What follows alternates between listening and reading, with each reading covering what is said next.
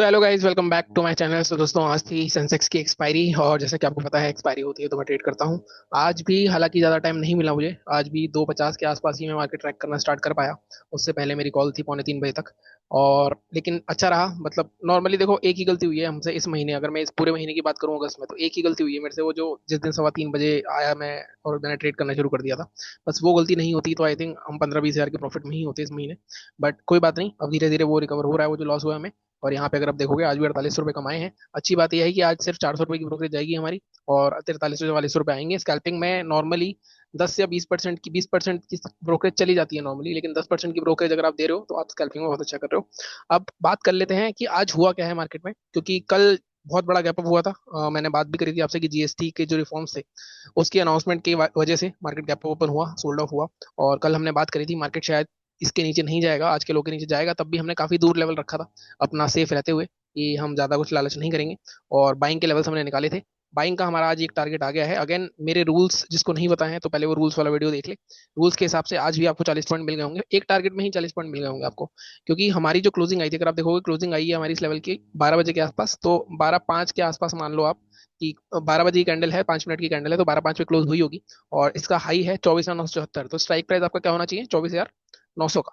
24,900 की अगर मैं सी दिखाऊं आपको, यहाँ पे मैंने लगाई तो थी, एक मिनट। हाँ, ये 24,900 की सी, अगर आप यहाँ पे देखोगे तो ये, जैसे मैंने कहा, 12:05 पे खत्म हुई होगी कैंडल।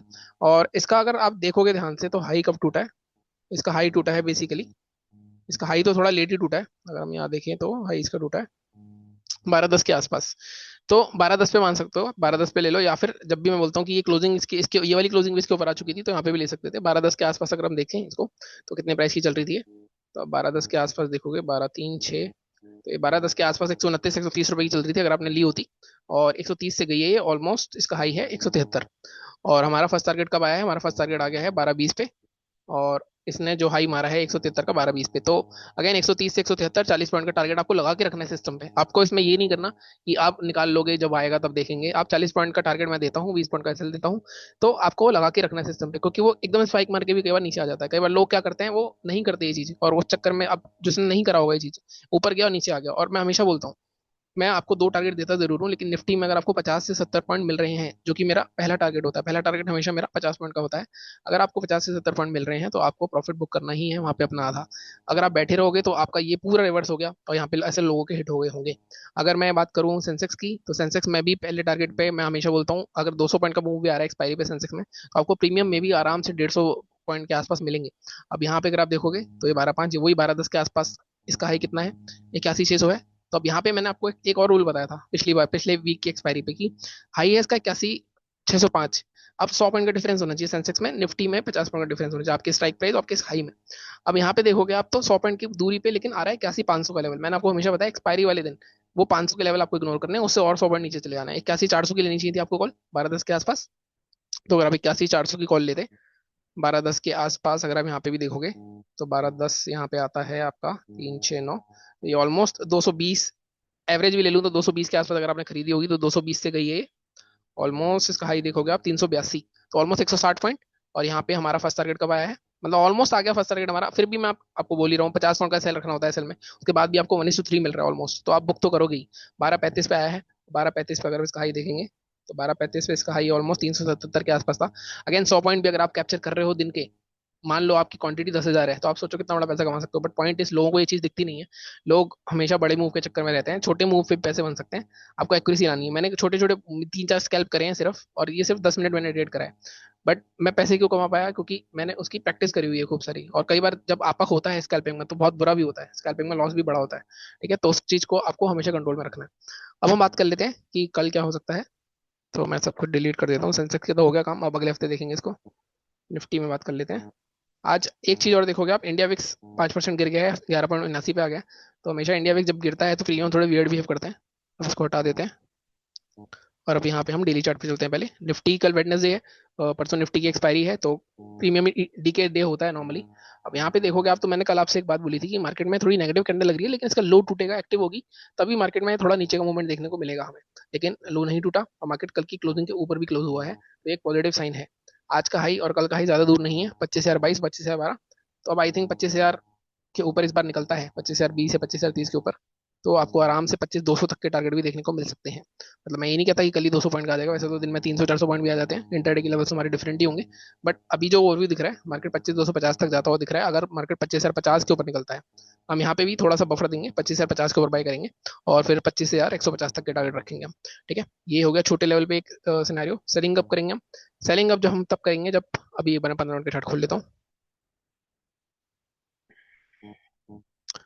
ठीक है, तो ये 15 मिनट का चार्ट आ गया आपका। तो बाइंग मैंने आपको, अब देखो यहाँ नहीं दे रहा हूँ मैं आपको बोल रहा हूँ 25,058 के ऊपर बाय करेंगे हम, इससे पहले नहीं करेंगे, क्योंकि यहाँ पे अब देखो एक गैप पड़ा हुआ है। और यहाँ पे अगर मार्केट ऊपर निकलता है तो फर्स्ट टारगेट हमारा 25,100 और सेकंड टारगेट हमारा होगा 150 तक का टारगेट हम आराम से ले सकते हैं। तो 100 पॉइंट हमें यहाँ पे इजीली मिल सकते हैं, 100 या 90 पॉइंट, आप जो जो भी मान लो। 90 भी मिलते हैं तो भी कम नहीं होते। मैं फिर बोलता हूँ 90 पॉइंट में 40 पॉइंट आपको आराम से मिल जाते हैं, बल्कि 50-60 पॉइंट में ही मिल जाते हैं ऑप्शन में। सेलिंग करनी है अगर, तो सेलिंग कहाँ करोगे? देखो ये लेवल भी दे सकता हूँ मैं आपको ऐसे 24,900, क्योंकि यहाँ पे स्विंग बना हुआ है। लेकिन मैं आपको बोलूंगा सेलिंग तभी करो जब मार्केट इस जोन के नीचे आए बेसिकली। आज की ओपनिंग कितनी थी? आज की ओपनिंग के नीचे या 850 के नीचे ही बेसिकली हमारी सेलिंग होनी चाहिए, क्योंकि इससे पहले कभी भी सेलिंग आएगी तो ट्रैप हो सकता है हमेशा। तो 24,850 के नीचे ही शॉर्ट करेंगे हम। उससे पहले सेलिंग के लिए आपको थोड़ा वेट करना पड़ेगा। जो थोड़ा एग्रेसिव है वो यहाँ ट्रेड ले सकता है 920 के नीचे। 920 के नीचे आपको 850 तक का टारगेट देखने को मिल जाएगा। ये हम ले ही लेते हैं लेवल। क्वांटिटी आप आधी कर देना अगर आपको इस लेवल के नीचे लेना है, तो यहाँ पे आप रख सकते हो लेवल 900 के नीचे 850। 40-50 पॉइंट का मिलेगा, हम छोड़ देते हैं इसको। हम 847 का लेवल रखते हैं अपना, 850 के नीचे। और इसके नीचे जाता है तो यहाँ पे एक जोन मेरे को दिख रहा है ये 770 का। फर्स्ट टारगेट तो आपको 50 पॉइंट का ही होगा, तो 790 तक रख सकते हो आप। सेकंड टारगेट जो है वो हमें दिख रहा है इस जोन के आसपास का, 743 के आसपास का। ठीक है, तो यहाँ पे भी ये आराम से 100 पॉइंट्स है। थोड़ा सा मैं इसमें बफर और देना चाहूंगा, क्योंकि लो के आसपास है, बहुत तगड़ा सपोर्ट का जोन है। तो मैं इसको 835 पे लेके जाना चाहूंगा, 789 और 740 तक के टारगेट के लिए। ठीक है, तो ये हमारे हो गए निफ्टी के बाइंग और सेलिंग के लेवल्स। रेंज बन रही है एक, मार्केट कहीं ना कहीं हो सकता है कल भी रेंज में रहे, क्योंकि कल वेडनेसडे है, परसों एक्सपायरी है, परसों शायद मूव आए।